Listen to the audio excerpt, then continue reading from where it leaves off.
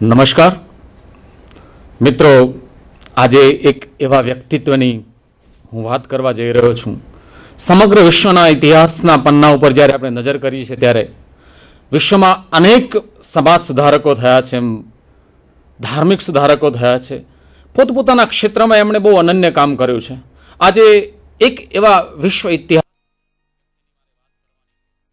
માનવતાવાદી સમાજ સુધારક તરીકે સમગ્ર વિશ્વમાં એમનું નામ આજે પ્રચલિત છે અને તે છે ગૌતમ બુદ્ધ. હું પ્રોફેસર જે.જી. મેતિયા, શ્રીમતી સિસિમિલા આર્ટ્સ એન્ડ સેટ્સિયન કોમર્સ કોલેજ, વિસનગર, જિલ્લો મહેસાણા, ઇતિહાસ વિભાગના અધ્યક્ષ તરીકે 15 વર્ષથી ફરજ બજાવું છું. સમગ્ર માનવજાતને હૃદયથી સ્પર્શી જાય એવા ઘણા બધા સુધારકોએ કામ કર્યું છે અને ઇતિહાસના પાના ઉપર દરેકની બહુ વિશેષ નોંધ છે. પરંતુ જ્યારે ઇતિહાસના અભ્યાસક તરીકે, એક વિદ્યાર્થી તરીકે કે અધ્યાપક તરીકે જ્યારે આપણે આવા મહાન વિદ્વાનોના વ્યક્તિત્વનો વિચાર કરી છે ત્યારે એમાં ગૌતમ બુદ્ધનું સમગ્ર જીવન આપણને બહુ જ ઉત્કૃષ્ટ લાગે છે, કારણ કે એ મહામાનવ તરીકે સમગ્ર વિશ્વમાં પ્રસ્થાપિત થઈ ચૂક્યા છે.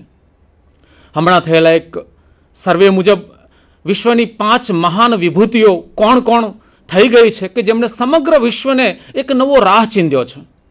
એ સમતાનો માર્ગ હોય, માનવતાવાદી માર્ગ હોય કે સમગ્ર વ્યક્તિત્વના વિકાસનો માર્ગ હોય, એવા આ 5 વિશ્વ વિભૂતિઓનું સર્વે થયું. એમાં સૌથી પ્રથમ ક્રમે આવે છે મહામાનવ ગૌતમ બુદ્ધ, બીજા ક્રમે આવે છે મોહમ્મદ હઝરત પૈગંબર, ત્રીજા ક્રમે આવે છે ઈસુ ખ્રિસ્ત, ચોથા ક્રમે આવે છે કાર્લ માર્ક્સ અને 5મા ક્રમે આવે છે ડૉક્ટર બાબા સાહેબ ભીમરાવ આંબેડકર.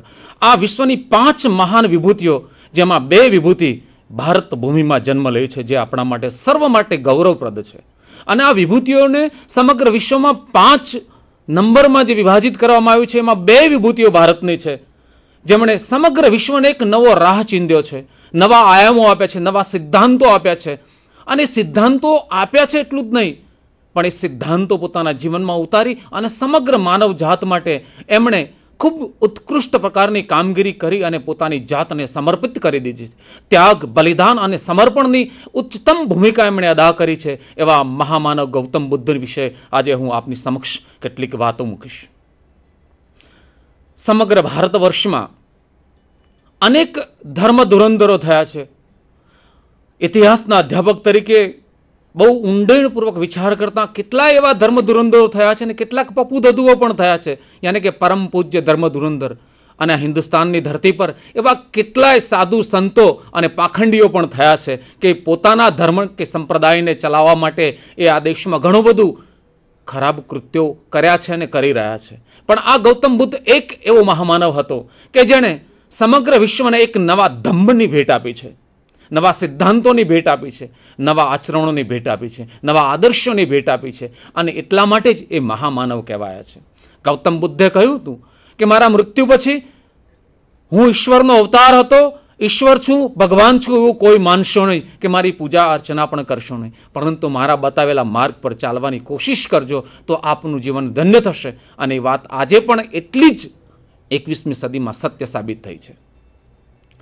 ઈસવીસન પૂર્વેની 6ઠી સદીમાં જન્મેલા આ વ્યક્તિએ જન્મતાની સાથે જ અનેક પ્રકારના આવરણોથી મુક્તિ મેળવી હતી. સમાજની અંદર ભારત વર્ષમાં અનેક પ્રકારની કેટલીય વિડંબનાઓ, કેટલીય ખોટી પરંપરાઓ, ધાર્મિક પરંપરાઓ, સામાજિક પરંપરાઓ એમને હૃદયમાં ન જચી અને એમણે એ પરંપરાઓને તોડવા માટે, દુઃખોને દૂર કરવા માટે એમણે મહાભિનિષ્ક્રમણ કર્યું. ભારત વર્ષમાં મહાભિનિષ્ક્રમણ કરનાર ઘણા બધા વ્યક્તિઓ છે, પણ આ વ્યક્તિનું મહાભિનિષ્ક્રમણ એક અદ્ભુત હતું, એક અવિસ્મરણીય ઘટના હતી. સમગ્ર ભારત વર્ષ કે વિશ્વમાં માનવ માત્ર કેમ દુઃખી છે, દુઃખનું કારણ શું, એ શોધવાનો એમણે પ્રયાસ કર્યો અને તમામ પ્રકારના એશો આરામ ઐશ્વર્યને ત્યજી અને પરિનિર્વાણના માર્ગે ચાલી નીકળ્યા. સમગ્ર માનવજાતને એક નવો રાહ બતાવવા માટે એ ચાલી નીકળ્યા અને એમણે એ રાહને એ રીતે બનાવ્યો કે સામાન્યમાં સામાન્ય જનને પણ દુઃખનું નિવારણ કેવી રીતે કરી શકવું, પોતાની તમામ તકલીફો દૂર કેવી રીતે કરી શકવી અને અંતિમ માર્ગ કયો છે એ બતાવવાની એમણે કોશિશ કરી. ગૌતમ બુદ્ધે પોતાની તમામ જરૂરિયાતોને પોતાની તમામ જરૂરિયાતોને સમજતા હતા અને જરૂરિયાતો કેવી રીતે પાર પાડવી એ પણ એટલું જ સારી રીતે સમજતા હતા. એમણે સમજાઈ ચૂક્યું હતું કે સમગ્ર માનવજાતનો ઉત્કર્ષ કે ઉદ્ધાર કરવા માટે કોઈકે તો બીડું ઝડપવું જ પડશે અને એમણે એ બીડું ઝડપી અને માર્ગ પર ચાલી નીકળ્યા. સમગ્ર વિશ્વની અંદર મોટાભાગના માનવો દુઃખ ભૂખથી તકલીફમાં મુકાયા છે અને દુઃખ અને ભૂખને ભૂલાવવા માટે શું કરવું જોઈએ એ માર્ગ એમણે શોધી કાઢ્યો. ઉગ્ર તપશ્ચર્યા કરી અને તપશ્ચર્યા અંતે એમને એવું લાગ્યું કે ખરેખર ઉગ્ર તપસ્યા કરી શરીરને તોડી નાખવું, દુઃખી કરવું, શરીરને નષ્ટ કરી દેવું એ અંતિમ માર્ગ નથી. એટલે એમણે ભારતમાં પ્રવર્તમાન કેટલીક એવી માન્યતાઓ હતી કે ઉગ્ર તપશ્ચર્યા કરવી, ઉપવાસ કરવા, પાણી જળનો ત્યાગ કરવો, એ બધું કરવાથી મોક્ષ પ્રાપ્ત થાય છે. એમણે એ બધી માન્યતાઓનું ખંડન કર્યું અને એમણે એ માન્યતાનું ખંડન કરીને પ્રસ્થાપિત કર્યું કે ભૂખ વેઠવાથી, દુઃખ વેઠવાથી, અન્ન જળનો ત્યાગ કરવાથી વ્યક્તિને, માનવને મોક્ષ મળતો નથી. સાચો મોક્ષ તો દુઃખને સમજી અને દુઃખનું જે કારણ છે એ કારણ સમજી અને એનું નિવારણ કરવામાં જ સમગ્ર સમસ્યાઓનું સમાધાન છે. અને આ માર્ગ એમણે જનમાં ફેલાવવાની કોશિશ કરી. ગૌતમ બુદ્ધે સમગ્ર માનવજાતને આ રાહ અપનાવી અને એમણે અંતિમ જ્ઞાન લાદ્યું. ત્યારે આપણે બહુ ઊંડાણપૂર્વક એમના વિવિધ આયામોની વાત નથી કરવી, પણ એમણે આમ જનતા માટે કયો ધર્મ અપનાવ્યો, કયો સિદ્ધાંત અપનાવ્યો એની વાત કરવી છે. કારણ કે આજના સંદર્ભમાં કે એ સમયે પ્રાચીન સમયમાં હિન્દુસ્તાનની અંદર, ભારતમાં અનેક એવા સાધુ સંતો કે ઉપદેશકો થયા છે કે એમણે માનવજાતને મોક્ષ માટેના જ માર્ગો બતાવ્યા છે. પણ ગૌતમ બુદ્ધે મોક્ષ માટેનો માર્ગ એમણે બતાવ્યો કે જીવનનું અંતિમ લક્ષ્ય મોક્ષ. એટલે કે મોક્ષ શું છે? મોક્ષનો અર્થ છે કે વ્યક્તિ જન્મે તો જેનું મૃત્યુ થાય ત્યાં સુધી સુખ, શાંતિ, આનંદપૂર્વક રહી શકે અને એના જીવન પર્યંત એવા સારા સત્કર્મો કરે અને સત્કર્મોને કરતાં કરતાં એનું જીવનનો અંત આવે, સારી રીતે એનું મૃત્યુ થાય, એ જ સાચો મોક્ષ છે. એમને સ્વર્ગ નર્કની કલ્પના કરી જ નથી. ગૌતમ બુદ્ધે સ્વર્ગ નર્કની કલ્પના જ નથી કરી. ગૌતમ બુદ્ધનો જે ધમ્મ યાની કે ધર્મ હતો એ માનવતાવાદી ધર્મ રહ્યો છે. એમણે ઈશ્વરની પણ કલ્પના નથી કરી. એ વૈજ્ઞાનિક અભિગમ ધરાવતા વ્યક્તિ હતા. દેવ, દેવી, ઈશ્વર દ્વારા જ વ્યક્તિનું મોક્ષ થાય છે એ સદંતર એમણે વિરોધ કર્યો કે તું તારો જ દીપક થા, અપ્પો દીપ ભવ, તું તારો દીપક થા, તું તારી જાતથી જ તું ઉજળો બનીશ અને તારી જાત સમક્ષ તારા હૃદયમાં રહેલો, તારા જીવનમાં રહેલા અંધકારને તારા અંદરથી જ તું દીવો પ્રગટાવ અને તારા દીવાના પ્રકાશથી જ તને મુક્તિ મળશે, મોક્ષ મળશે. અને સ્વર્ગ નર્કની કલ્પનાઓને એમને ધરાર ઇનકાર કર્યો છે. અહીંયા જ બધું છે. માનવ જે ઈચ્છે છે એ જ કરી શકે છે. કોઈ ઈશ્વર નથી, કોઈ દેવી નથી, કોઈ દેવતા નથી. વ્યક્તિ પોતે જ પોતાનો ભગવાન છે, પોતે પોતાનો જ ઈશ્વર છે. એ વાતને એમણે પ્રજા સમક્ષ મૂકી. એમના ઉપદેશનું માધ્યમ લોકબોલી હતી. એ સમયની લોકબોલી એટલે કે પાલી ભાષામાં એમણે ઉપદેશ આપ્યો. એમના જે અનુયાયીઓ હતા એ અનુયાયીઓને પણ એમણે એ જ રીતે શિક્ષણ આપ્યું, એ રીતે માર્ગદર્શન આપ્યું અને એમના અનુયાયીઓને પણ જન સુધી ફેલાવવા માટે કહ્યું, ગામડે ગામડે જવા અને આમ જનતામાં જઈ અને આ સારા સિદ્ધાંતો, ઉચ્ચ સિદ્ધાંતો, સારા માર્ગનું એમણે લોકો સમક્ષ જઈ અને રજૂઆત કરી, લોકોને સમજાવવાની કોશિશ કરી. ગૌતમ બુદ્ધે ફક્ત ઉપદેશ જ નથી આપ્યા, પણ પોતાના જીવનની અંદર જે એમને અનુભૂતિઓ થઈ છે, જે એમને સત્ય લાગ્યું છે એ સત્ય સમગ્ર માનવજાત સમક્ષ રજૂ કરવા માટે એમણે જોરદાર અપીલ કરી અને જન સુધી પહોંચાડ્યો છે. ગૌતમ બુદ્ધે પોતાના અનુયાયીઓ દ્વારા, તમામ માર્ગો દ્વારા એ શિક્ષણ આપી કે ઉપદેશ દ્વારા લોકો સમક્ષ પહોંચાડવાની કોશિશ કરી છે. ગૌતમ બુદ્ધ પોતે જે પણ ગામમાં જાય એ ગામમાં ભિક્ષા દ્વારા જે પણ મળે એ પોતે આરોગતા હતા. એમણે સૌપ્રથમ વાત કરી છે કે શરીરનું ધ્યાન રાખો. શરીર સારું હશે તો તમે જે ધારશો તે કરી શકશો. તમારા વિચારો ઉન્નત રાખો, તમારું આચરણ ઉન્નત રાખો. એમને અનેક પ્રકારના ઉપદેશો આપ્યા, અનેક પ્રકારના માર્ગ બતાવ્યા છે, જેમાં અષ્ટાંગ માર્ગ છે, સમ્યક દ્રષ્ટિ, સમ્યક વાચા, એવા અષ્ટાંગ માર્ગ એટલે કે 8 માર્ગ એવા બતાવ્યા છે. અને એમાં મધ્યમ માર્ગ અપનાવવાની કોશિશ કરી છે કે વ્યક્તિનું પતન કોઈ પણ વસ્તુથી વિશેષ થાય છે એનો જિક્ર એમણે વારંવાર કર્યો છે કે કોઈ પણ વસ્તુનો અતિરેક એ પતન તરફ દોરી જાય છે અને કોઈ પણ વસ્તુની અલ્પતા પણ એ પતન તરફ દોરી જાય છે. તો શું કરવું? અતિરેક પણ ન કરવો અને અલ્પતા પણ ન કરવી, પણ મધ્યમ માર્ગ અપનાવવો. દરેકે જીવનમાં કામ, ક્રોધ, લોભ, મોહ, માયા માનવ જીવનમાં સ્વાભાવિક છે, પણ એનો અતિરેક ન થવા દેવો, મધ્યમાં ચાલવું જોઈએ. એનો ઉપદેશ એમણે ઘર ઘર સુધી આપ્યો અને બહુ સાદી, સીધી અને આમ ભાષામાં, લોકબોલીમાં એમણે પોતાનો ઉપદેશ આપ્યો, જેથી કરીને લોકોને સમજાયું. ઘણા બધા સમાજ સુધારકો કે સંતો મહંતો બહુ ગૂઢ જ્ઞાનની વાતો કરતા, ઊંચા ઉપદેશની, ઊંડાણની વાતો કરતા, પણ ગૌતમ બુદ્ધે સામાન્ય લોકો, સામાન્ય વાતથી, સામાન્ય વિચારથી બહુ સીધી સાદી રીતે એ ઉપદેશ અને સિદ્ધાંતોને સમજાવ્યા, જેથી કરીને લોક હૃદયમાં એ વાત, એમના ઉપદેશો, એમની વાત પહોંચી ગઈ. લોકો સમજતા થયા કે સાચી વાત શું છે. ગૌતમ બુદ્ધે કર્મકાંડનો વિરોધ કર્યો, કર્મકાંડનો જોરદાર વિરોધ કર્યો. એટલે કે યજ્ઞ, હોમ, હવન, કથા આ બધું ખોટું છે. યજ્ઞ, હોમ, હવનમાં અપાતી પશુ બલિનો એમને જોરદાર વિરોધ કર્યો. એમને હત્યાનો વિરોધ કર્યો કે કોઈ પણ પ્રકારની હત્યા, હિંસા થવી ના જોઈએ.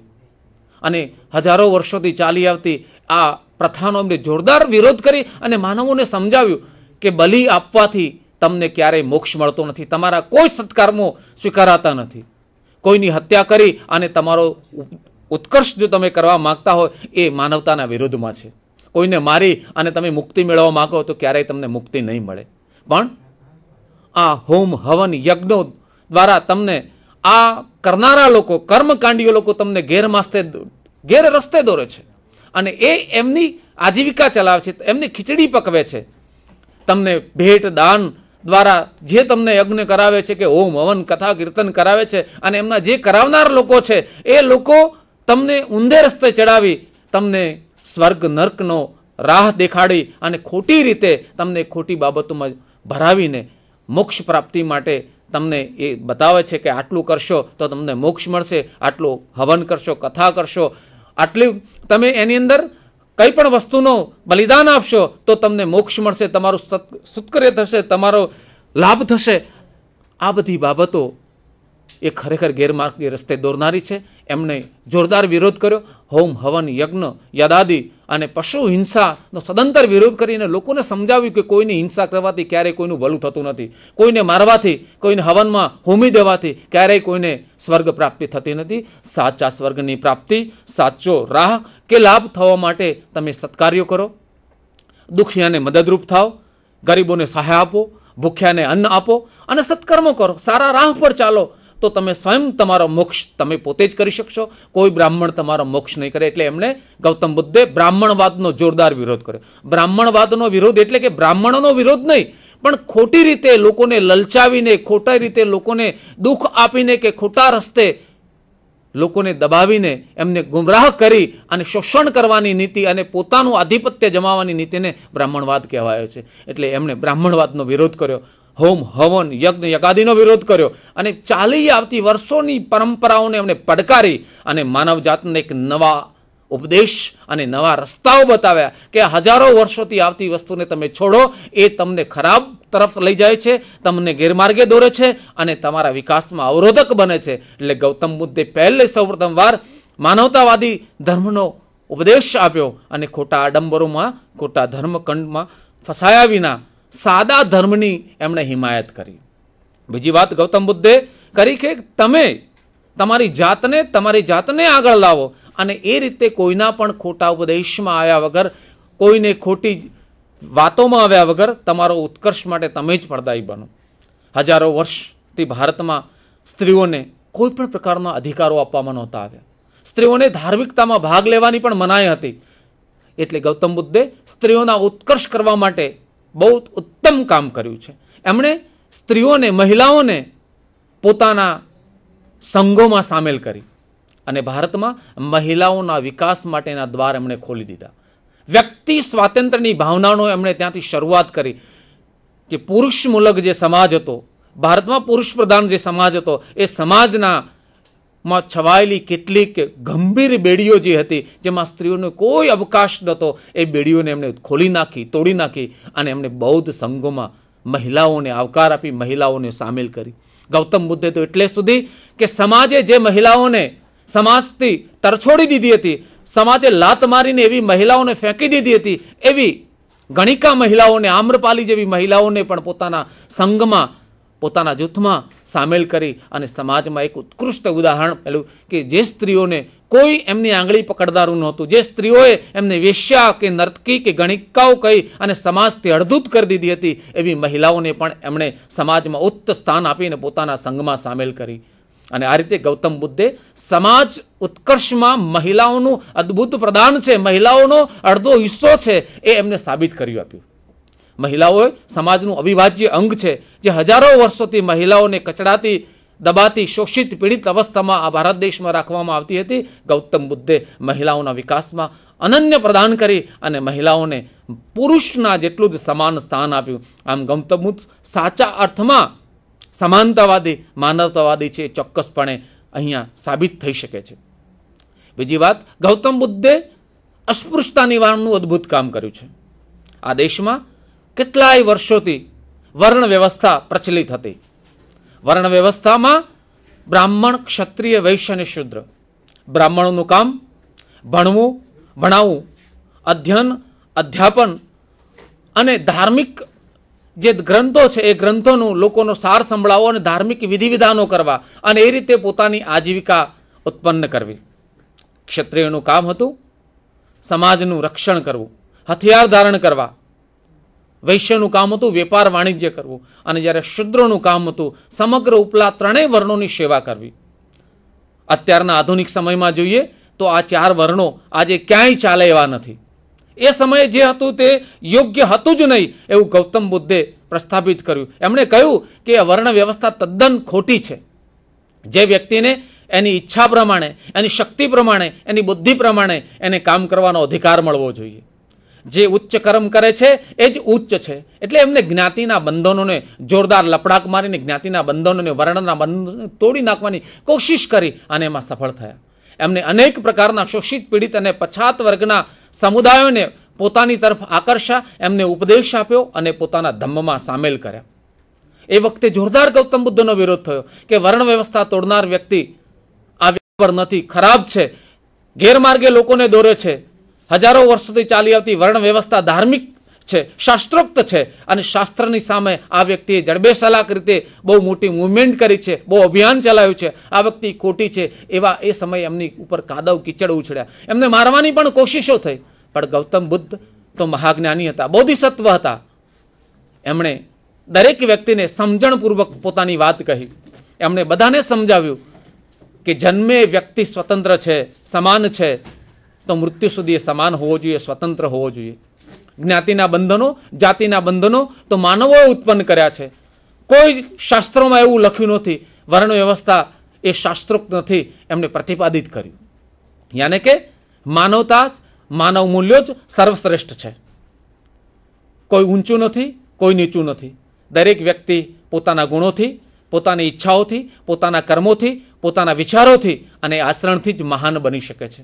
એટલે એમણે જાતિવાદના બંધનોને ફગાવી દઈ અને આ દેશમાં ચાલી આવતી વર્ણ વ્યવસ્થાની માન્યતાને જોરદાર ફટકો માર્યો. હું તો ત્યાં સુધી કહું છું કે એક જ ઝાટકે વર્ણ વ્યવસ્થાને એમણે તોડી નાખી. અને આ રીતે એમણે ભારતમાં સમતાવાદી, સમાનતાનો એક વાદ, એક વિચાર, એક વિચારસરણીની શરૂઆત કરી. આમ ભારતમાં ગૌતમ બુદ્ધે અસ્પૃશ્યો, કચડાયેલા, શોષિતો, પીડિતો બધા માટે માનવવાદના એક નવા દ્વાર ખોલ્યા. અને એમણે આ રીતે અનેક લોકોને પોતાના બૌદ્ધ સંઘમાં ભિક્ષુઓ બનાવ્યા, ભિક્ષુણીઓ બનાવ્યા. આમ ચોક્કસપણે કહી શકાય કે ભારતના જ ઇતિહાસમાં નહીં પણ વિશ્વના ઇતિહાસમાં દરેકને સાથે રહી અને ચાલવાવાળો જો કોઈ ધમ્મ હોય, કોઈ માનવતાવાદી સમાજ સુધારક કે ધર્મ સુધારક હોય તો ચોક્કસપણે ગૌતમ બુદ્ધ જ છે. બીજી વાત, ગૌતમ બુદ્ધના ઘણા બધા આયામો, એમણે પંચશીલની વાત કરી છે. સત્યનું આચરણ, હિંસાનો ત્યાગ, ચોરીનો ત્યાગ, વ્યભિચારનો ત્યાગ અને સત્યનું અનુસરણ કરવાની વાત કરી છે.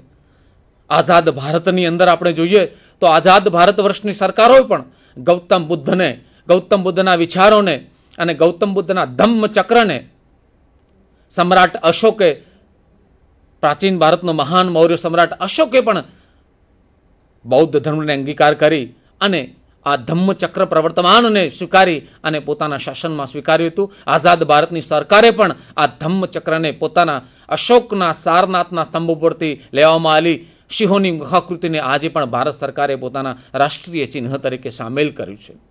આ વ્યક્તિના મહત્વના કેટલાય વિચારો, ઉપદેશો આજે પણ એટલા જ પ્રવર્તમાન છે. આજના સમગ્ર વિશ્વની અંદર જાતિ, જ્ઞાતિ અને ધર્મના અનેક પ્રકારના ભેદભાવોને કારણે સમગ્ર વિશ્વ આજે અનેક પ્રકારની મુશ્કેલીમાં વહેંચાઈ ગયું છે, સપડાઈ ગયું છે. કેટલી જગ્યાએ ધર્મના નામે મારામારી, યુદ્ધો, કાપાકાપી, જાતિના નામે યુદ્ધો, કાપાકાપી થાય છે. પણ ગૌતમ બુદ્ધે જે અપનાવેલો જે માર્ગ છે એ માર્ગ પર જો સમગ્ર વિશ્વ ચાલે તો ઘણું બધું આજે સમગ્ર વિશ્વમાં શાંતિ સ્થપાઈ જાય છે.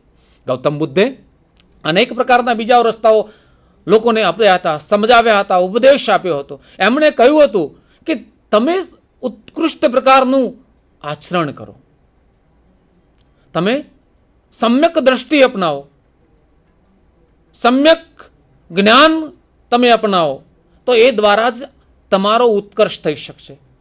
કોઈ તમારો ઉદ્ધાર કરવા માટે નહીં આવે. મેં અગાઉ જ કહ્યું એ પ્રમાણે અપો દીપ ભવ, યાની કે વ્યક્તિ જ પોતે પોતાનો પ્રકાશ, પોતાનો દીપક થઈ શકે છે. એને જ પોતાનો ઉદ્ધાર કરવાનો છે, એને જ પોતે સમજવાનું છે. બાકી આ દેશમાં કે વિશ્વમાં અનેક પ્રકારની પરંપરાઓ છે, ધાર્મિક માન્યતાઓ છે, ધર્મશાસ્ત્રો છે. એ ધર્મશાસ્ત્રોમાં જેમ લખ્યું છે એ પ્રમાણે બધું જ શક્ય નથી. અને બધા જ ધર્મશાસ્ત્રો સાચા છે એ ગૌતમ બુદ્ધે પડકાર ફેંકીને કહ્યું બધા જ ધર્મશાસ્ત્રો સાચા નથી. હિન્દુ ધર્મની માન્યતા એવી છે કે વેદો, પુરાણો કે ઉપનિષદો એ માનવોએ નથી લખ્યા, પણ અમાનવીય એટલે કે અપૌરુષેય છે અને એ સાચા છે. ગૌતમ બુદ્ધે એનો જોરદાર ધરાર ઇનકાર કર્યો છે કે દુનિયામાં જે પણ કંઈ લખાયું છે એ માનવ દ્વારા જ લખાયું છે. ઈશ્વરની કલ્પનાનો એમણે વિરોધ કર્યો છે કે ઈશ્વર છે જ નહીં. એમણે અંધશ્રદ્ધાનો ભયંકર વિરોધ કર્યો છે. એટલા માટે કે આ દેશમાં એટલી બધી અંધશ્રદ્ધા હતી, એટલા બધા વિચારો હતા કે માણસો એમાં જ તૃપ્ત રહ્યા હતા અને એ રીતે જ એમનું જીવન જીવતા હતા. એમણે જોરદાર વિરોધ કર્યો કે ખોટી માન્યતાઓ તર્કસંગત નથી હોતી. તમે જે પણ વિચારો છો એ બુદ્ધિથી વિચારો, તર્કથી વિચારો, તમે વિવેકથી વિચારો. ગૌતમ બુદ્ધે એટલા સુધી કહ્યું છે કે મેં કહ્યું છે તે સત્ય છે, ક્યારેય ના માનશો. ધર્મશાસ્ત્રોમાં લખ્યું છે એ સત્ય છે, ક્યારેય ના માનશો. તમારા ગુરુજનો, આચાર્યોએ કહ્યું છે એટલે સત્ય છે, ક્યારેય ના માનશો. તો શું કરવું? આમ આદમી માટે તો મુશ્કેલી જ છે.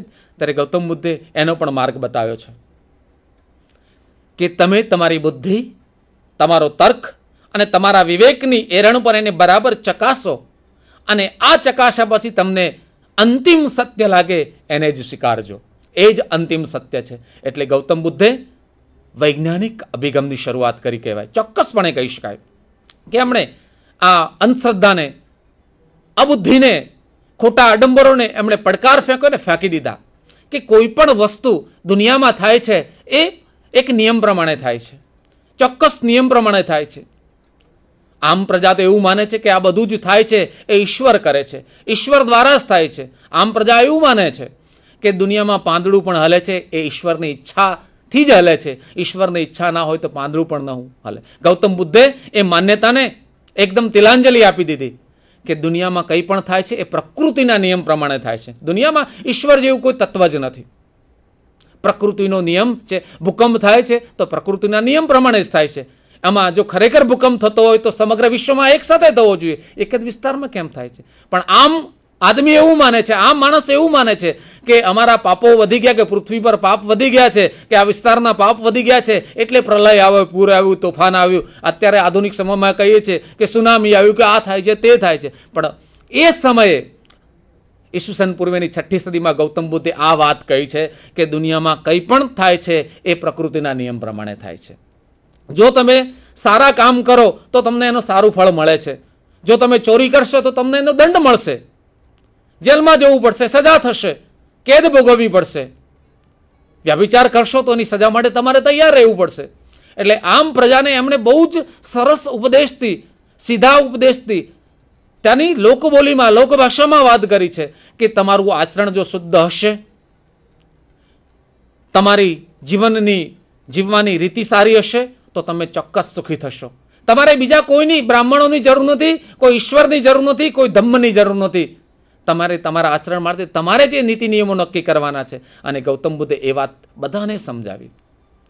આગળ વાત કરીએ તો ગૌતમ બુદ્ધે માનવતાવાદી કાર્યો કર્યા છે, સ્ત્રી સમાનતાની વાત કરી છે, વર્ણ વ્યવસ્થા નાબૂદીની વાત કરી છે, બ્રાહ્મણોને પડપાર ફેંકીને બ્રાહ્મણવાદનો એમણે નાશ કર્યો છે. એમણે ઉત્કૃષ્ટ પ્રકારનું કામ આગળ કર્યું છે કે એમને વ્યક્તિ સ્વાતંત્ર્યની ઘોષણા કરી છે. વિશ્વના આધુનિક બંધારણોમાં આજે વ્યક્તિ સ્વાતંત્ર્યની વાત કરવામાં આવે છે, પણ ગૌતમ બુદ્ધે એ સમયમાં ઈસવીસન પૂર્વેની 6ઠી સદીમાં વ્યક્તિ સ્વાતંત્ર્યની વાત કરી હતી, સમાનતાની વાત કરતી હતી, બંધુતાની વાત કરી હતી. તો આજે આપણે મિત્રો વિચારીએ કે એ સમયે અને આજના સમયે આટલા વર્ષો પૂર્વે પણ ગૌતમ બુદ્ધે વ્યક્તિ સ્વાતંત્ર્યની વાત કરી હતી, લિબર્ટીની વાત કરી હતી. તો એ વ્યક્તિ કેટલો વિશાળ બુદ્ધિશાળી હશે, કેટલો દીર્ઘદ્રષ્ટા હશે. એ સમયે એણે આટલું વિચાર્યું હતું. એમણે એ સમયના રાજ્યોને, રાજાઓ કે જે ગૌતમ બુદ્ધ પાસે ઉપદેશ લેવા આવતા હતા, એ રાજાઓને એમણે વાત કરી હતી કે એ રાજનો, તમે તમારા રાજ્યમાં માનવતાવાદને પ્રથમ સ્થાન આપો, વ્યક્તિ સ્વાતંત્ર્યને પ્રથમ સ્થાન આપો. અને વિશેષમાં એમણે કહ્યું કે સારું સુશાસન, ઉચ્ચ પ્રકારનું જો શાસન કરવું હોય, સમાજની અંદર રાજ્યમાં શાંતિ, સુખ, એખલાસનું વાતાવરણ તમારે મજબૂત કરવું હોય તો આમ આદમીને તમે ધ્યાનમાં રાખજો. તમારા શાસનમાં, તમારા સામ્રાજ્યમાં, તમારા રાજ્યમાં કોઈ વ્યક્તિ ભૂખ્યો ના રહેવો જોઈએ. એ આમ આદમીને તમે રોજગાર આપો, ધંધો આપો. અને આર્થિક સમાનતાની એમણે એ સમયે વાત કરી હતી. આજે સમગ્ર વિશ્વના કેટલાય અર્થશાસ્ત્રીઓ અવનવા પ્રકારના સિદ્ધાંતો આપ્યા છે અને આપી રહ્યા છે, નવી નવી થિયરીઓ આવે છે. પણ ગૌતમ બુદ્ધે એ સમયે જે થિયરી આપી હતી કે સમાજની અંદર આમ આદમી જો ભૂખ્યો રહેશે તો સમાજમાં ક્યારેય શાંતિ નહીં આવે, ક્યારેય નહીં આવે. જો એની ભૂખ સંતોષાશે તો સમાજમાં ક્યારેય ચોરી, લૂંટફાટ, મારામારી, કાપાકાપી નહીં થાય. એ સમયે ગૌતમ બુદ્ધે કહ્યું હતું. અને આજે પણ એટલું જ સત્ય છે કે વ્યક્તિને જો રોજગારી ન મળે, એને પેટ પૂરતું ખાવાનું ન મળે તો એ વ્યક્તિ ખરાબ ધંધે વળે છે. અને ખરાબ ધંધા એટલે ચોરી, લૂંટફાટ કે કોઈ પણ પ્રકારના ખરાબ ધંધા, એના કારણે ગુનાખોરી જન્મે છે. અને ગુનાખોરી જન્મે એટલે સમાજમાં કે રાજ્યમાં અશાંતિ વ્યાપે છે. એ આજે આપણે સમજી શકીએ છીએ. ગૌતમ બુદ્ધે એટલા વર્ષો પૂર્વે કહ્યું હતું અને આ વાત નિર્વિવાદપણે સત્ય છે. આપણા ગુજરાતના ખ્યાતનામ સાહિત્યકાર ઉમાશંકર જોશીએ પણ કહ્યું છે ને કે ભૂખ્યા જનનો જઠરાગ્નિ જાગશે તો ખંડેરોની ભસ્મ કણીના હાથ લાદશે. ગૌતમ બુદ્ધે એ વાતને એ સમયે વિચારી હતી કે વ્યક્તિને ક્યારેય ભૂખ્યો ન રાખવો જોઈએ. એને કામ આપો, એની પાસેથી કામ લો અને કામ લઈ અને એને યોગ્ય પ્રકારનું વેતન આપો. એનું શોષણ ક્યારેય ના કરશો. ગૌતમ બુદ્ધની વાત આજે પણ આધુનિક વિશ્વમાં, આધુનિક ભારતમાં એટલી જ સાચી છે. આ દેશમાં અસમાનતા વધવી ના જોઈએ. ગૌતમ બુદ્ધની વાત સદંતર સાચી કે અસમાનતા જ એ સંઘર્ષ અને ઘર્ષણનું મૂળ છે. વર્ગો વચ્ચે અસમાનતા, માણસ વચ્ચે અસમાનતા, એ કોઈ પણ પ્રકારની અસમાનતા હોય, એ સામાજિક અસમાનતા હોય, ધાર્મિક અસમાનતા હોય, આર્થિક અસમાનતા હોય કે રાજકીય અસમાનતા હોય, પણ અસમાનતા જ્યાં આવે ત્યાં હંમેશા સંઘર્ષ થાય છે. એટલે ગૌતમ બુદ્ધે સંઘર્ષ નિવારવા માટે એમણે રસ્તા બતાવ્યા છે. એ સમયે એમણે રસ્તા બતાવ્યા છે, એ આજે પણ એટલા જ શાશ્વત છે. તો મિત્રો, ઇતિહાસના પાનાઓ પર આજે પણ જે વાત લખાયેલી છે, એ વાત ગૌતમ બુદ્ધની વાતને, એના ઉપદેશોને માનવતામૂલક, સમતામૂલક, આર્થિક બાબતોમાં, સામાજિક બાબતોમાં અને ધાર્મિક બાબતોમાં કે રાજકીય બાબતોમાં એટલી જ સત્ય છે. આજના શાસકો કે આપણે બધા જ તમામ લોકો ગૌતમ બુદ્ધના ઉપદેશને જો આપણે આપણા હૃદયમાં ઉતારીએ તો આપણા સમાજમાં કે આપણામાં ક્યાંય કોઈ પણ પ્રકારની કુટિલ વાત ન આવે. એમણે વ્યાભિચારને તિલાંજલિ આપવાની વાત કરી હતી કે વ્યાભિચારથી માણસનું સ્તર નીચું ઉતરે છે. સ્ત્રી અને પુરુષ, કોઈ પણ સ્ત્રી કે કોઈ પણ પુરુષે વ્યાભિચાર આદરવો ન જોઈએ. પોતે દરેકને, પતિ પત્નીને પણ એટલું જ કે દરેકનું સન્માન કરો, દરેકને વિશ્વાસને વફાદારથી જીવન જીવો. અને વિશ્વાસને વફાદારી ન હોય તો જીવનનો કોઈ અર્થ નથી. માતા પિતા વચ્ચે પણ એટલું જ સામ્ય રાખવાની એમણે વાત કરી છે કે પિતાએ પુત્રનો જ એટલો જ ખ્યાલ રાખવો જોઈએ, એનો ઉછેર એ રીતે જ કરવો જોઈએ કે ભવિષ્યમાં એ પિતાએ પુત્ર પાસેની અપેક્ષા રાખી શકે અને પુત્રએ પણ માતા પિતાનો એટલો જ ખ્યાલ રાખી અને એમની સેવા કરવી જોઈએ. પણ ગૌતમ બુદ્ધે બીજી પણ વાત કહી છે કે વધારે પડતી અપેક્ષાઓ એ દુઃખનું કારણ છે. વધારે પડતી અપેક્ષાઓ એટલે કોઈ પણ વ્યક્તિએ કોઈ પણ વ્યક્તિ પાસે વધારે પડતી અપેક્ષાઓ ન રાખવી જોઈએ. યાને કે પિતાએ પુત્ર પાસે વધારે પડતી અપેક્ષાઓ ન રાખવી જોઈએ કે મારો દીકરો છે, એને મેં ભણાવ્યો ગણાવ્યો મોટો કર્યો એટલે મારું કહ્યું જ માને, મારું કહેવું જ કરે, એવી અપેક્ષાઓ ન રાખવી જોઈએ. કારણ કે અપેક્ષાઓ વધારે પડતી રાખે તો એ માતા પિતા દુઃખી થાય છે.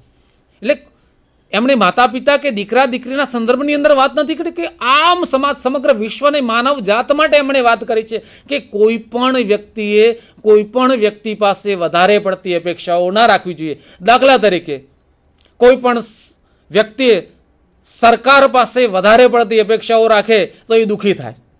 સરકાર પણ પોતાના કર્મચારીઓ પ્રત્યે કે પોતાના નાગરિકો પ્રત્યે વધારે પડતી અપેક્ષાઓ રાખે તો એ દુઃખી થાય છે. પત્ની પોતાના પતિ પાસે વધારે પડતી અપેક્ષાઓ રાખે તો દુઃખી થાય. પતિ પોતાની પત્ની પાસે વધારે પડતી અપેક્ષાઓ રાખે તો દુઃખી થાય. અને એક અધ્યાપક પોતાના વિદ્યાર્થીઓ પાસે એમની ક્ષમતા કરતાં વધારે અપેક્ષાઓ રાખે તો એ અધ્યાપક દુઃખી થાય અને વિદ્યાર્થીઓ પણ દુઃખી થાય. અને વિદ્યાર્થીઓ પણ અધ્યાપકની ક્ષમતા કરતાં વધારે અપેક્ષાઓ રાખે તો એ દુઃખી થાય છે. થાય કે ના થાય મિત્રો? કારણ કે આપણામાં કહેવત છે ને, કૂવામાં હોય તો અવાડામાં આવે. જો અધ્યાપકમાં હોય તો વિદ્યાર્થીમાં આવે ને.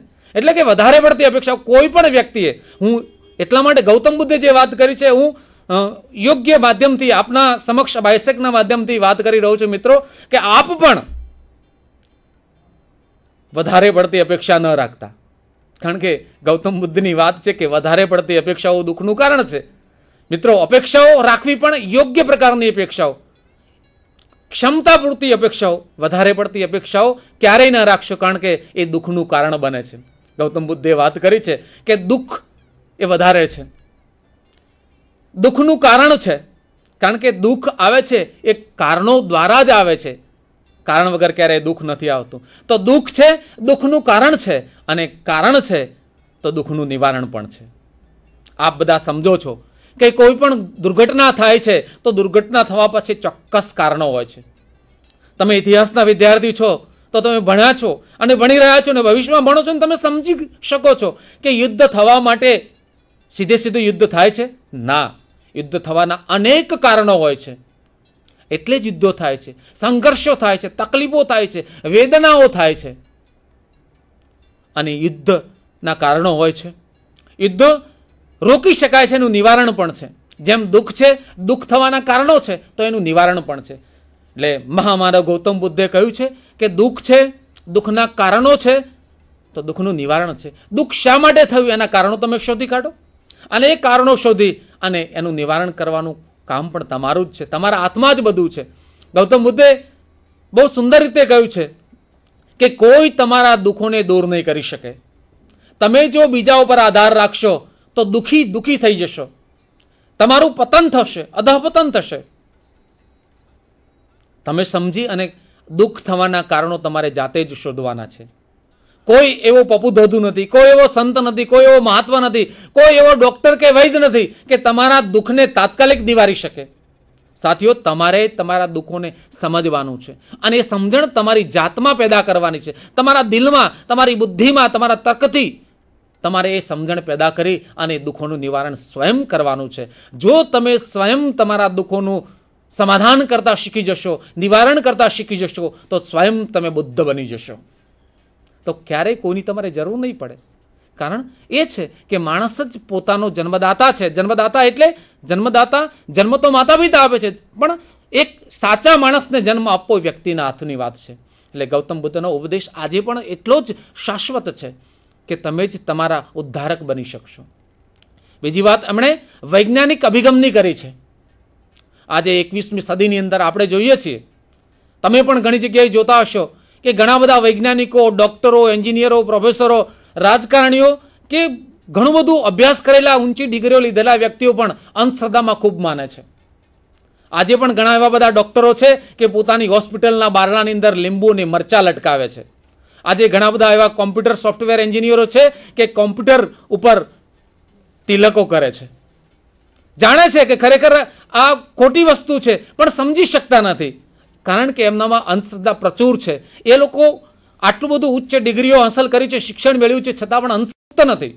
આજે પણ ઘણા બધા નેતાઓ માસ્ટર ડિગ્રી હાંસલ કરેલી હોય છે, સાયન્ટિસ્ટ હોય છે કે સાયન્સની અંદર બહુ જ ઉચ્ચ લાયકાતો ધરાવતા હોય છે, છતાં પણ ઘણા બધા આપણા રાજકારણી નેતા ચૂંટણીની ફોર્મ ભરવા જાય છે ત્યારે મુહૂર્ત જોઈને જાય છે, 12:39 વિજય મુહૂર્ત, અને છતાંય એ લોકો, ઘણા બધા લોકો ચૂંટણીમાં હારી જાય છે, હોમ હવન કરાવે છે.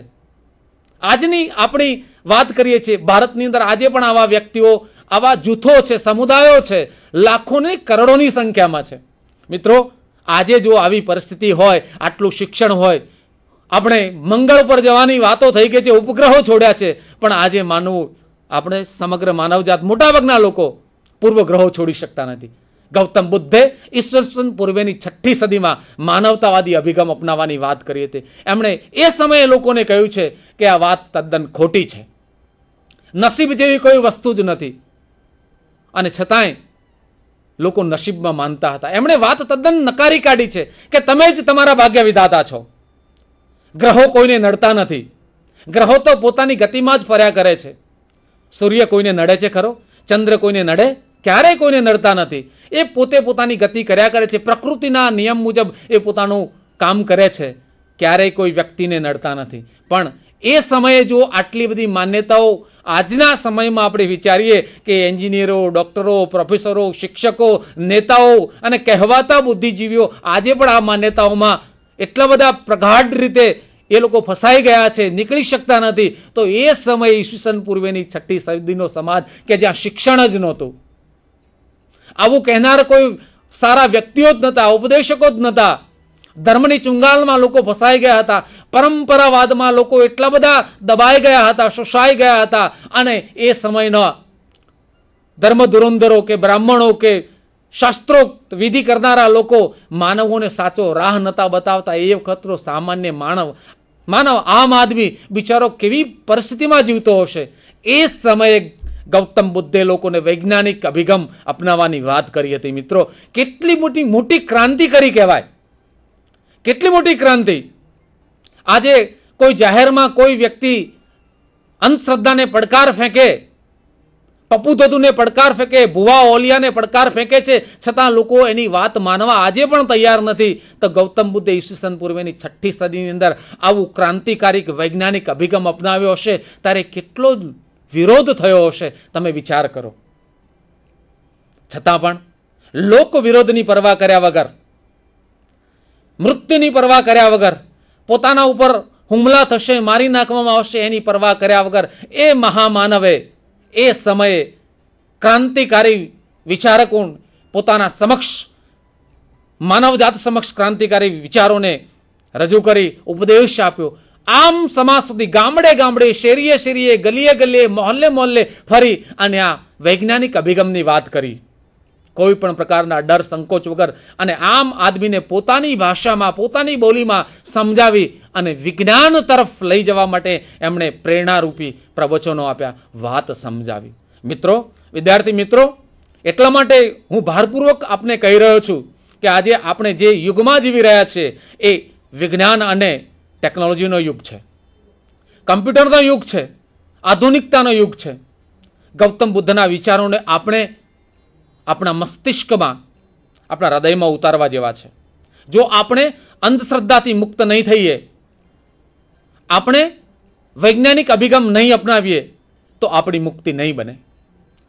આજના સમયમાં એની તાતી જરૂરિયાત છે કે ગૌતમ બુદ્ધે પ્રયોજેલા આધુનિકવાદને, વિજ્ઞાનવાદને આપણે હૃદયમાં ઉતારીએ, અંધશ્રદ્ધાને ફેંકી દઈએ.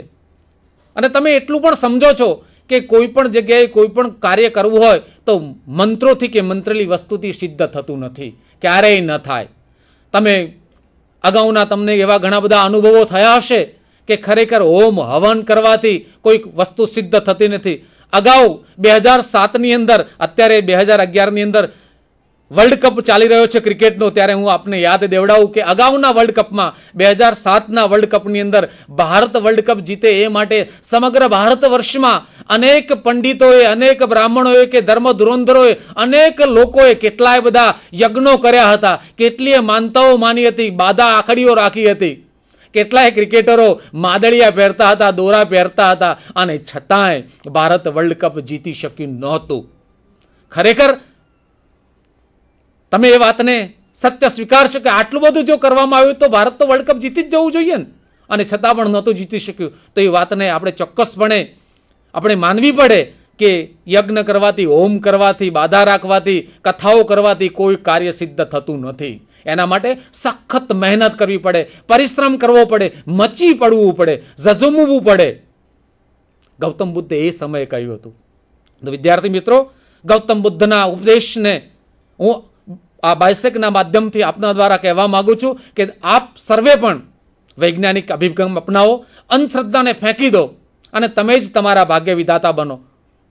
સાથીઓ, ગૌતમ બુદ્ધના આ વિચારો આજે પણ એટલા જ પ્રસ્તુત છે. એમણે લોકોને શિક્ષણ માટે પણ પ્રેર્યા છે કે તમે શિક્ષણ મેળવો, વિચારતા થાઓ, અને વિચારવાની પણ એક પદ્ધતિ હોય છે.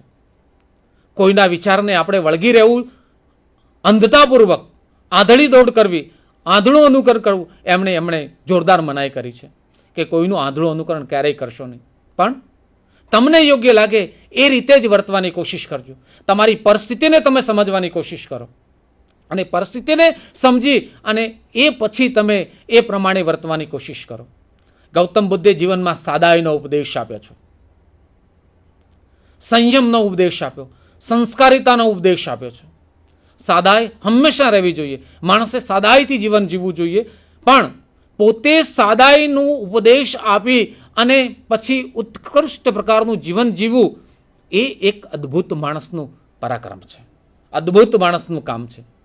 તો ગૌતમ બુદ્ધના માનવતાવાદી વિચારો, પ્રાચીન જે યજ્ઞ, કર્મકાંડ, હોમ, હવન, પશુ હિંસા, માનવ હિંસા, એમને જોરદાર વિરોધ કરીને એ સમયે એક ધાર્મિક ક્રાંતિ કરી હતી.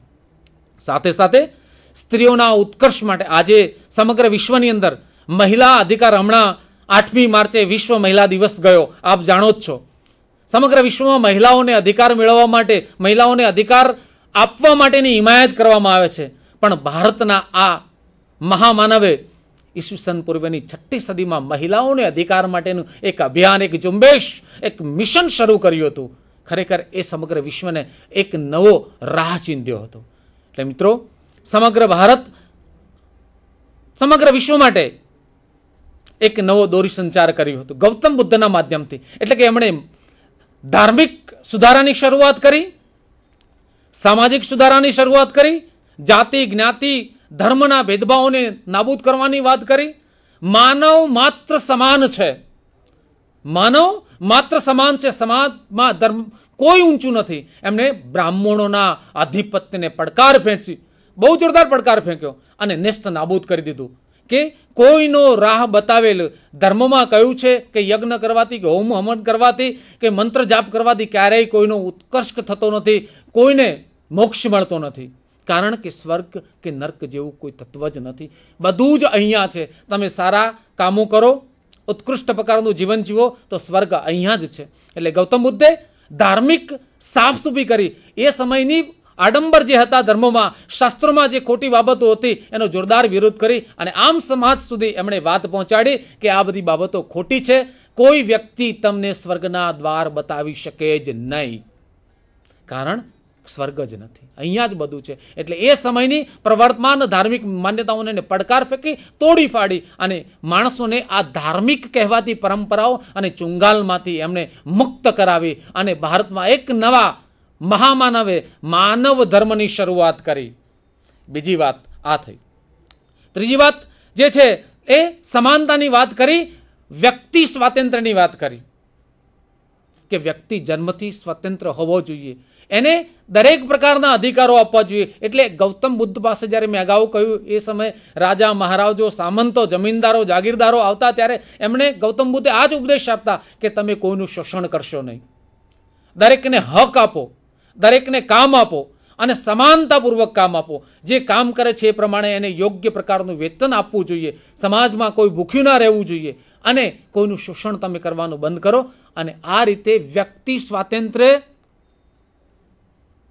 આર્થિક સમાનતાની વાત કરી, એમણે તમામ લોકોને અધિકારો આપવાની વાત કરી અને એ રીતે એ સમયે ઈસવીસન પૂર્વેની 6મી સદીની અંદર બંધુતાની વાત કરી, સમાનતાની વાત કરી, સ્વાતંત્ર્યની વાત કરી હતી. આજે પણ એટલી જ એ વાત ચોક્કસ પ્રમાણમાં કહી શકાય કે ગૌતમ બુદ્ધનો એ માર્ગ આપણા માટે આજે પણ એક નવી દિશા આપણને આપે છે, એક નવી દ્રષ્ટિ ખોલવાની વાત કરે છે. ત્યાર પછી ગૌતમ બુદ્ધે વૈજ્ઞાનિક અભિગમની જે મેં વાત કરી એ પ્રમાણે અંધશ્રદ્ધા નાબૂદીની વાત કરી, આલોક પરલોકની વાતને એમણે નેસ્ત નાબૂદ કરી. મિત્રો, ગૌતમ બુદ્ધના અષ્ટાંગ માર્ગ, પંચશીલના સિદ્ધાંતો આજે પણ એટલા જ શાશ્વત છે. વિશ્વના ઘણા બધા લોકોએ, આઈન્સ્ટાઈને તો એટલા સુધી કહ્યું છે કે વિશ્વમાં જો કોઈ પણ એવો ધર્મ હોય કે જે વિજ્ઞાનના માર્ગ માટે, વિજ્ઞાનના તરફે જો સાચો મૂલક કોઈ ધર્મ હોય કે વિજ્ઞાન તરફ વૈજ્ઞાનિક હોય તો એ બૌદ્ધ ધર્મ છે. પણ ગૌતમ બુદ્ધે મિત્રો એ સમયે પોતાના અનુયાયીઓને ખૂબ ભારપૂર્વક કહ્યું હતું કે મારા મૃત્યુ પછી મને કોઈ ભગવાન તરીકે પૂછશો નહીં. જ્યારે વિશ્વની અંદર આજે આપણે જોઈએ છીએ ત્યારે ઘણા બધા લોકો, ઘણા બધા ધર્મ સુધારકો હોય કે એક નવો રાહ બનાવ્યો કે સંપ્રદાય બનાવ્યો હોય, એ લોકો પોતાને જાતને ભગવાન મનાવે છે. ગૌતમ બુદ્ધે મનાઈ કરી હતી. ખરેખર એ મહામાનવ હતા અને પોતાના અનુયાયીઓને એમને ના જ પાડી દીધી હતી કે મારા ગયા પછી, મારા મૃત્યુ પછી કોઈ મને ભગવાન તરીકે ના પૂછે, ઈશ્વર પુત્ર તરીકે ના પૂછે, એનું તમે ધ્યાન રાખજો. ખરેખર આવું કામ એક માનવ જ, એક મહામાનવ જ કરી શકે. ભારતના ભૂતપૂર્વ રાષ્ટ્રપતિ સર્વપતિ રાધાકૃષ્ણએ પણ એવું કહેલું છે કે ગૌતમ બુદ્ધે જે માનવજાતને નવો રાહ બતાવ્યો છે, નવો સંદેશો આપ્યો છે, એ આજના યુગમાં એટલો જ યોગ્ય છે. વિશ્વના અનેક વિદ્વાનોએ, અનેક વૈજ્ઞાનિકોએ, અનેક તત્વચિંતકોએ ગૌતમ બુદ્ધને સાચા ઠેરવ્યા છે, એમના ઉપદેશને સાચો ઠેરવ્યો છે. મિત્રો, હમણાં એક તાજેતરમાં જે એક સંશોધન થયું છે, એ સંશોધનની અંદર એવું કહેવામાં આવ્યું છે કે બૌદ્ધ ધર્મ જ એવો ધર્મ છે કે એને બતાવેલા, એમાં આપેલા સિદ્ધાંતો, એ વાત કે વિચારોના કારણે દુનિયામાં ક્યાંય ધર્મયુદ્ધો થયા નથી. બાકી અનેક એવા ધર્મો છે કે એ ધર્મોની અંદર વિખવાદ છે, પ્રોબ્લેમ છે, અને એના કારણે અનેકની હત્યા કરવામાં આવી છે, અનેક યુદ્ધો થયા છે, ધર્મયુદ્ધો થયા છે. પણ બૌદ્ધ સંપ્રદાય જે ધર્મ છે, એ ધર્મની અંદર જે ઉપદેશો આપેલા છે એ રીતે જો કોઈ વ્યક્તિ પાળે, એના ઉપદેશોને માને, તો એનું જીવન ધન્ય બની જાય છે. મિત્રો, હું એમ નથી કહેતો, હું તો ગૌતમ બુદ્ધને કયો ધર્મ આપ્યો છે એની સાથે હું કોઈ વાત આપની સાથે કરવા નથી માગતો કે બૌદ્ધ ધર્મ શ્રેષ્ઠ, એ વાત હું નથી જ કરતો. પણ હું એ કહું છું કે ગૌતમ બુદ્ધે આપેલો ઉપદેશ, આપેલા સિદ્ધાંતો, એમના આદર્શ વિચારો આજે શાશ્વત છે. કારણ કે ધર્મ એ માણસને કાયર બનાવે છે. હું એવું ચોક્કસપણે માનું છું. ધર્મ માણસને કાયર બનાવે છે, ધર્મ માણસને જડ બનાવે છે. ધર્મના બંધનોમાંથી મુક્ત થઈ અને માનવ ધર્મ એ જ શ્રેષ્ઠ છે. અને ગૌતમ બુદ્ધે એ જ વાત કરી છે. એમણે પોતે ધર્મ સ્થાપે છે એ વાત જ કરી નથી, પણ પછીથી એમના નિર્વાણ પછી એમના અનુયાયીઓ જે આ બૌદ્ધ ધર્મની ઘોષણા કરી છે. ગૌતમ બુદ્ધે કોઈ ધર્મનું નામ જ ન પૂછ્યું, એમણે તો માનવ ધર્મ જ કહ્યો છે. અને મિત્રો, હું ભારપૂર્વક કહું છું કે ગૌતમ બુદ્ધે માનવ ધર્મનું પ્રયોજન કર્યું છે. અને આજે એટલો જ પ્રસ્તુત છે કે ગૌતમ બુદ્ધે જે વાત મૂકી છે એમાં માનવીય સમાનતા આવે છે, અંધશ્રદ્ધાને દૂર કરવાની વાત આવે છે, વૈજ્ઞાનિક સમજ આવે છે, બુદ્ધિમત્તાની વાત આવે છે, ઇન્સાનિયત જેને આપણે કે માનવતાવાદની ક્ષમતાની વાત આવે છે, સ્ત્રી દાક્ષિણ્યની વાત આવે છે, ઊંચ નીચના ભેદભાવને તોડવાની વાત આવે છે. યાને કે સમગ્ર વિશ્વ એ સમયે અને આજે પણ જે સંઘર્ષોમાંથી, જે દુઃખોમાંથી પસાર થઈ રહ્યું છે, એ દુઃખોને દૂર કરવાની એકમાત્ર ઔષધ, એકમાત્ર ઈલાજ છે માનવતાવાદમાં, સમતામાં, સમાનતામાં છે. અને માર્ગ પ્રયોજ્યો છે ગૌતમ બુદ્ધે પ્રયોજ્યો છે. એટલે ચોક્કસપણે એવું કહી શકાય કે ગૌતમ બુદ્ધના પ્રયોજેલા માર્ગમાં દુનિયાના તમામ ઉપદેશો આવી જાય છે, તમામ સિદ્ધાંતો આવી જાય છે. એ ક્યાંય કોઈને ખોટા હોમ હવન કરવાની જરૂર પડે નહીં, ખોટા તપો કરવાની જરૂર ન પડે, ખોટા ઉપવાસો કરવાની જરૂર ન પડે, ખોટા આચરણો કરવાની જરૂર ન પડે, તપશ્ચર્યાઓ કરવાની જરૂર ન પડે, શરીરને તકલીફ આપવાની જરૂરિયાત ન પેદા થાય. અને ગૌતમ બુદ્ધે વાત કરી છે કે ધર્મના આડંબરોને કારણે માણસ વહેંચાઈ જાય છે. કેવી રીતે? કારણ કે કટ્ટરતાવાદ એમાં પ્રવેશે છે, જૂથવાદ પ્રવેશે છે, અને કટ્ટરતાવાદ, જૂથવાદ એ અહમના કારણે આ બધા સંઘર્ષો પેદા થાય છે, અને સંઘર્ષ એ હંમેશા દુઃખદાયક હોય છે, તકલીફજનક હોય છે, અને સંઘર્ષોમાંથી અશાંતિ પેદા થાય છે, અને અશાંતિમાંથી આગળ જતાં જેમ જેમ થાય છે એ હંમેશા સંઘર્ષને યુદ્ધમાં પરિણમે છે, અને યુદ્ધ એ ક્યારેય શાંતિ લાવી શકતું નથી, એ હંમેશા ઉપાધિ જ લાવે છે. એટલે ગૌતમ બુદ્ધે હંમેશા કહ્યું કે સમગ્ર માનવ જાતને યુદ્ધમાંથી બાકાત રાખવી હોય તો મધ્યમ માર્ગ અપનાવવો જોઈએ, માનવતાવાદી માર્ગ અપનાવવો જોઈએ, ધર્મના આડંબરોથી વ્યક્તિએ મુક્ત થઈ જવી જોઈએ. પણ આપ મિત્રો, વિદ્યાર્થી મિત્રો, સમજી શકો છો કે સમગ્ર વિશ્વમાં કે ભારતમાં અનેક પ્રકારના પ્રશ્નો છે, અનેક પ્રકારની સમસ્યાઓ છે. એ સમસ્યાઓનું સમાધાન ગૌતમ બુદ્ધે આપેલા ઉપદેશમાં શું આપને નથી લાગતું? લાગે છે ને? આજે કટ્ટરતાવાદ, આતંકવાદ, ધાર્મિક કટ્ટરતાવાદ, જાતિવાદ, કોમવાદ કે ભાષાવાદ કે ઘણા બધા વાદો દેશ અને દુનિયામાં છે, તો એનો કયા માર્ગથી ઉકેલ લાવી શકાય? યુદ્ધથી કે બુદ્ધથી? મિત્રો, ગૌતમ બુદ્ધના પ્રયોજેલા માર્ગને આપણે બધા દિલથી ઉતારી, મગજની લઈ અને તર્કથી, આપણી બુદ્ધિથી સમજી, અને જો આપણે જ આપણા જીવનમાં ઉતારીશું તો ક્યાંય કોઈ પ્રોબ્લેમ નહીં સર્જાય. વિદ્યાર્થી મિત્રો, આપણે વૈજ્ઞાનિક યુગમાં જીવીએ છીએ, પણ ખરેખર આપણે વૈજ્ઞાનિકતાપૂર્વક જીવન જીવીએ છીએ ખરા? નથી જીવતા. આપણે આટલા બધા શિક્ષિત થયા, અનેક પ્રકારના આપણી પાસે જ્ઞાન છે, બુદ્ધિ છે, પણ એનો જ્ઞાન અને બુદ્ધિનો ઉપયોગ આપણે આપણા વિકાસ માટે કરીએ છીએ? ખરેખર પૂરેપૂરો નથી કરતા.